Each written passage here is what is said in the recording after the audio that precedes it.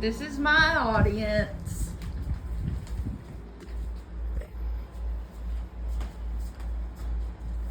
Hi everyone, my name is Charlie Rogers. Today I want to talk about a city in our own country that can feel like an international vacation. Think of the last trip you took out of the state you live in. What did that look like? What kind of food did you eat? What was the weather like? Did anything stick out to you that felt different from home? New Orleans, known as the Big Easy, offers unique culture, historical architecture, as well as festivals and live music unlike any other in the United States. Now that you're thinking about your last vacation, by the end of this speech you may be considering booking your next. Let's begin by discussing the culture in New Orleans that makes it so special. To start our conversation about New Orleans culture, we should first discuss how the culture became what it is and what it's all about.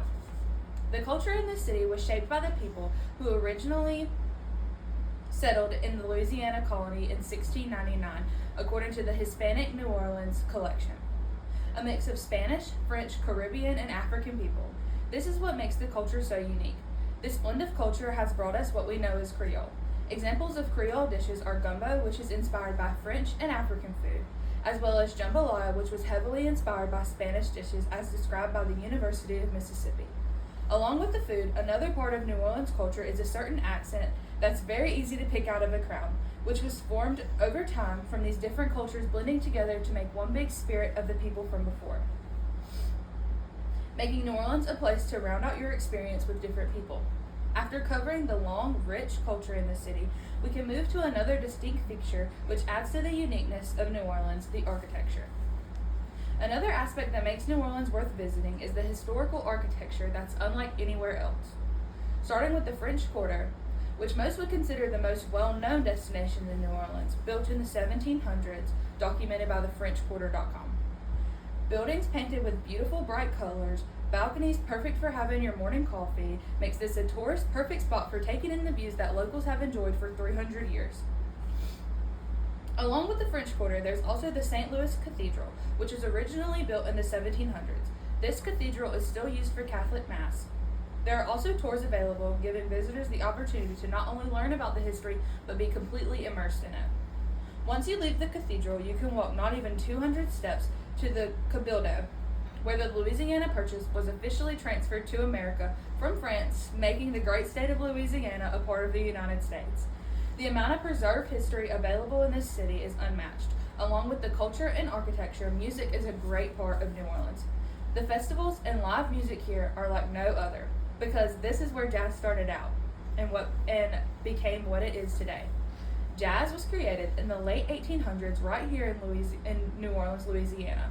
According to American Battlefield Trust, to refer to previous points made, it was again a culmination of cultures that mixed into one here in the city, especially African musical traditions mixed with Caribbean sound and European musical styles made a unique part of American culture. Moving forward, I'm sure you've heard of Mardi Gras, but do you know why it started?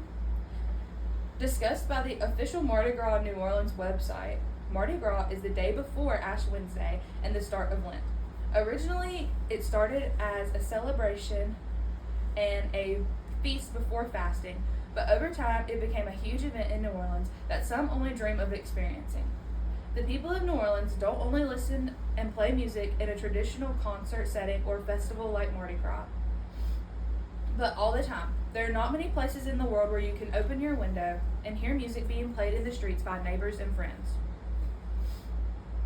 This experience is like no other. We've discussed the culture, music, and architecture here in the Big Easy, and just how much you can experience in a vacation here without ever having to hop on a plane. At the beginning of my speech, I asked you to think about your last vacation and what you remembered about it. During my speech today, we talked about the diversity and unique characteristics of a city that's only a 10-hour road trip away. Before I close, I want to ask you, can you imagine yourself sitting on a balcony in the French Quarter, eating a beignet, listening to jazz music, before getting ready to go to explore the cathedral and having gumbo for dinner? I hope that my speech made you answer yes, that New Orleans will be moved to the top of your vacation dream list. Thank you. And then here's my audience again.